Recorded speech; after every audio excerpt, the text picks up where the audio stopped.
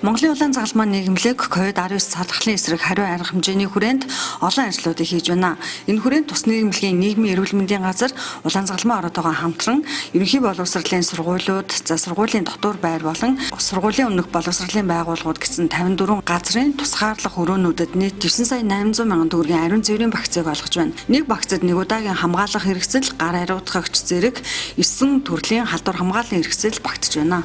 За тэгэхээр бид нар бас энэ өршөлтөд холбогдуулаад тодорхой хэмжээгээр бас 15-аас 20 газруудыг цуглуулж улаан загалмай хорон дээрээ одоо мэдээлэл хийгээд ариун цэврийн багцуудыг гардуулж байна. Уловчгийг 100 ширхэг, за хамгаалах хэрэгслүүд нүүрний, за тэгээд халуун хэмжигч, гар ариутгагч, санитол, малгай, бэли гэх мэт одоо 9 төрлийн зүйлүүд одоо яг л одоо бид нар болзошгүй үед эрсдлийн үеүүдэд нэг хүн хэрэглээд гарах ийм одоо шаардлага хэрэгцээтэй зүйлүүд нь байж байгаа. Дотор байртай манай сургууль.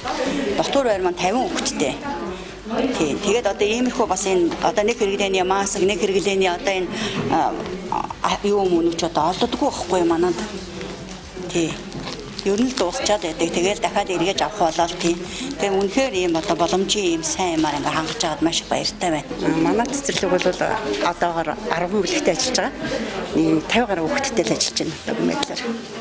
Тэгээд энэ улаан загалмайгаас явж байгаа энэ халдвар хамгаалал, эрүүл ахуйн шаардлага хангахын хэрэглэгчид бол одоо бидэнд бол маш их дэмжлэг болж байна. Сургууль цэцэрлэгүүд ковидын үеийн нэг удаагийн хамгаалах хэрэгслийг төсвөөс авдаг.